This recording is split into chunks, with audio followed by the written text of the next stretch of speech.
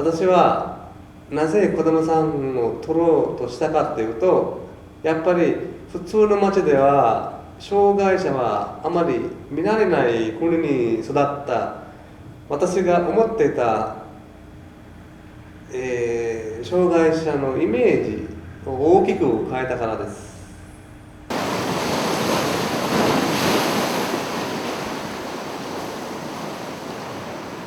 でね、僕ね、障害者で思ってなかったよ。障害者でいうね、実感なったのは、その社会の施設が入って、1、2年経った時ぐらいから、ああ、やっぱり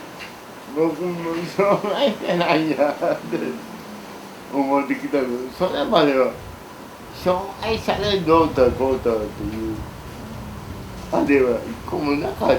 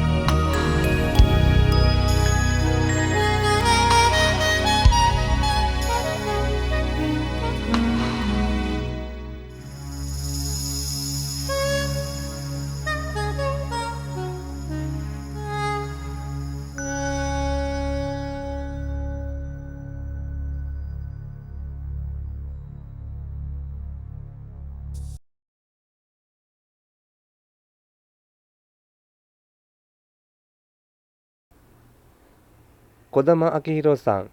1952年3月19日、和歌山で、父、義弘さんと母、義子さんの長男として生まれました。私が最初に児玉さんと出会ったのは1年ぐらい前でした。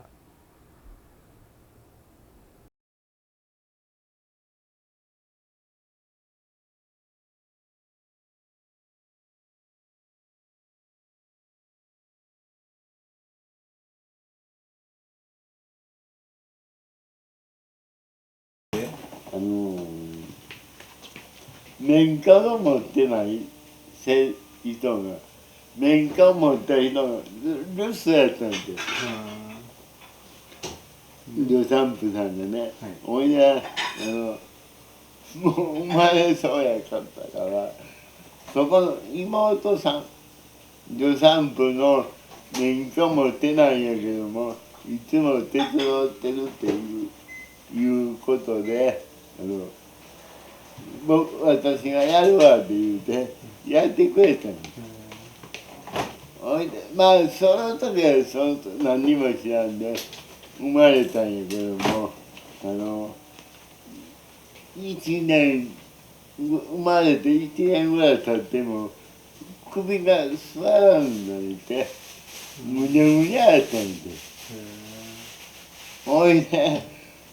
おかしいっていうことで、病院行ったら、障害者だって分かって、なんか原因あったんかなって。1年まではちゃんと分からない。分からんね。その助産婦さんの時にね、お腹を押すやん、生まれるようにってお腹を押す時に頭のこの手足を動かす脳のところを押しすぎて、そこの神経だけが破壊されたんちゃうかっていう話やで。児玉さんとはもう付き合って9年10年になりますが、はい、面白い人です。はい、でユニークな人なんですが、どんな風にユニークかというと、私なんかはもう本当普通の日本人の一般的に言う肩にはまった硬いタイプなんですけど、児玉さんっていうのは割と枠がなくって、私が仮にトランクスーツケース型だとしたら、彼は信玄袋タイプで、どんなことも彼の視点で面白く捉えて、でそれをうまく調理できる、そういう才能を持ってます。例えば他の歩いてる人が見たらちょっとショックかなんか悲しい気持ちなかった？別になかった。なんか子供の頃ね、もっとまた遡るけども、夏6つか7つの時にね、親父とね、車、まあ昔言うて馬車や。ほいで馬車に僕が7つやからそんな大きなって馬車に乗ってないやんか、普通。普通はね。ほいで馬車に乗って親父と散歩してる時に、向こうからおじいさんとね、僕ぐらいの孫が連れてきましたんよ。ほいでその時にね、その子供がね、僕を見てね、なんであんな乗ってんのやって聞いて。ほんでおじいさんがね、あの子はね、生まれ変わるとか言われたら、あの子は悪いことをしたからああなったんやで、そういうのやった？言うてたんよ。その児玉さん聞こえるよね。聞こえて、僕も覚えてるから、その夏休みの時、やけどまだ覚えてるわ。でもね、その時で僕はね、なんだ別に僕悪いことしてないんやけどなあっていうところで終わってんで。善である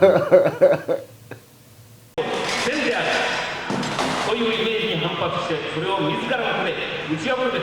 レスラーとしてのデビューを果たしました悪玉児玉。さあここからどうやって彼は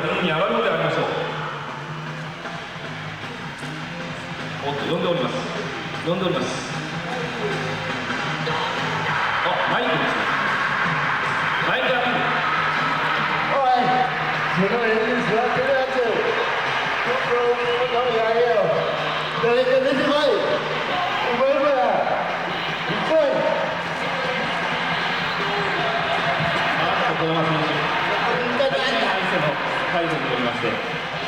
リング上に上がります。障害者対健常者、異種格闘技戦、ここ関西では、過去1平た2例しかなかったということで、あえて青空表に挑戦しております。ただいま児玉選手、リング上に入りました。選手の紹介です。本日のメインイベント、障害者対健常者異種格闘技特別試合180秒一本勝負を行います。青コーナー154パウンドタイガー・マンター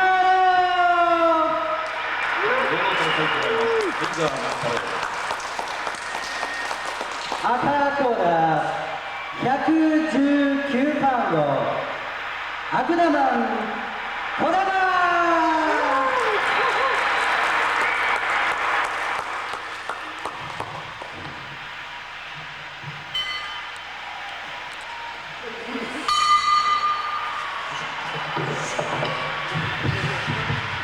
おっといきなりボールの体勢だ。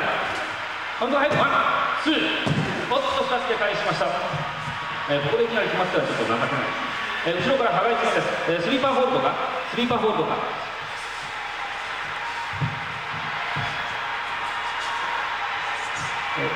タイガー選手の腕が、おっと噛みつきです。噛みつきに抜けております。着席からはちょっと見えにくいでしょうけども、おっと首投げです。これは結構児玉選手、体力あるようです。さあここでタイガー選手、蹴り技に行きましょう。前を測っております。先ほどの技の威力で、ちょっとひるんだり、腕を取ります。おっと、外から腕投げたと。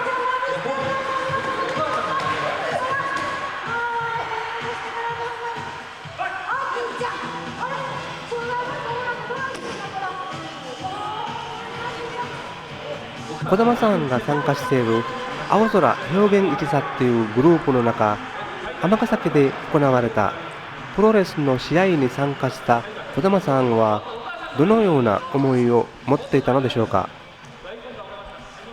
障害者もね、人間やって、俺いいことは思ってるとこあるけども、悪いことも悪い気持ちもいっぱいあるよって、それこそ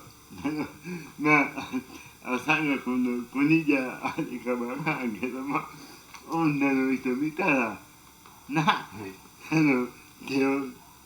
つなぎに行きたいなとか、抱きに行きたいなとか、おじいさんに行きたいなとか、男がいっぱい持ってる。僕男やけどな、普通の男が思う気持ちはすごくあるんやで。いい子ちゃんばっかりちゃうんやで、僕でもな。っ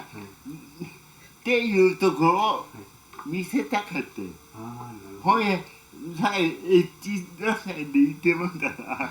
変なやんか。だからプロレスやって悪役やってあんな時はやっぱり普通で考えたら障害者はええもんやねん。な、ええもんで頑張って練習して強くなって相手を最後には任せてしまうというようなストーリーが世間いっぱいやるな。でもな、違うよっていっぱい悪いとことも考えたいと。な、悪役にもなりたいと思ってるから、その表現としてあんなプロレスをやったり。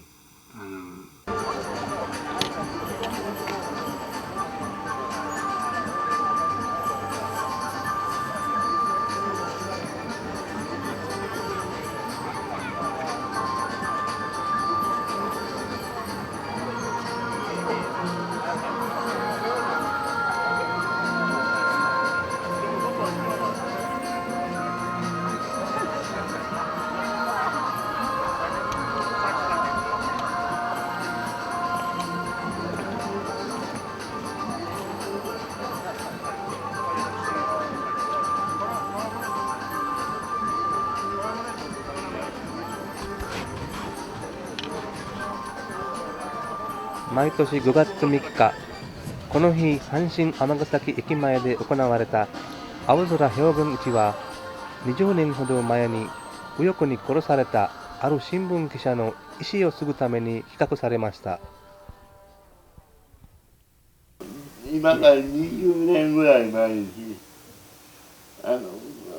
時もちょっと話したと思うけども、写真置いてたやんか、花を。あの人が新聞記者で、で、あの人の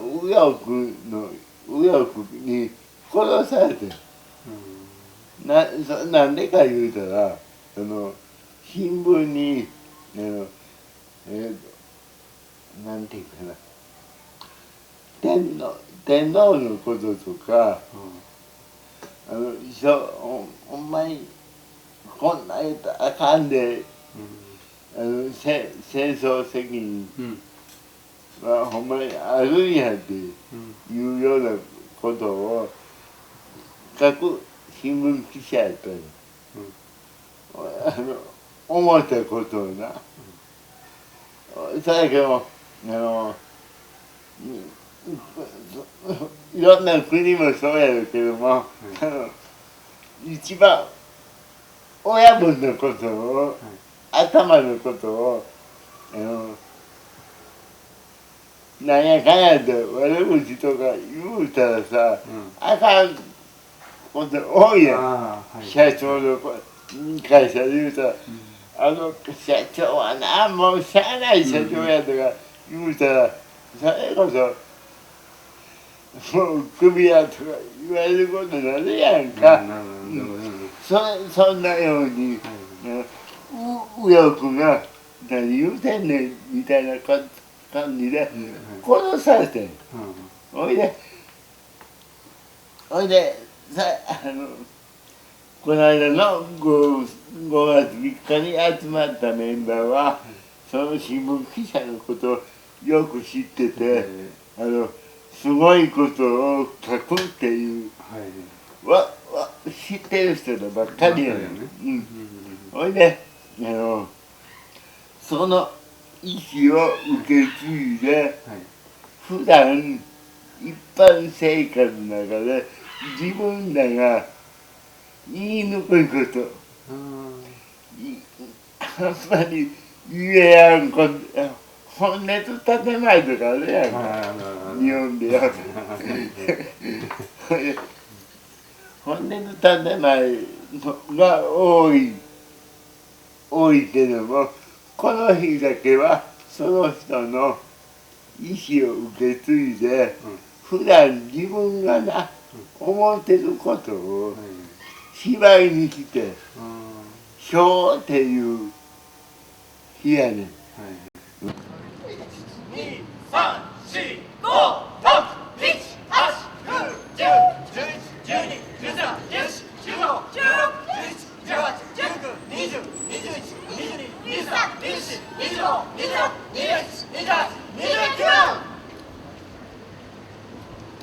29歳の新聞記者が5月2日、阪神尼崎駅前広場で通行人に質問した。あなたにとって憲法とは何ですか？じゃじゃじゃじゃーん。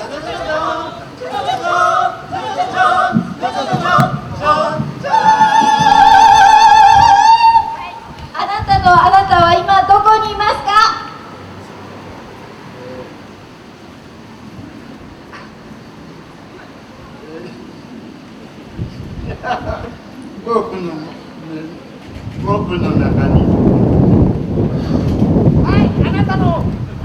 僕の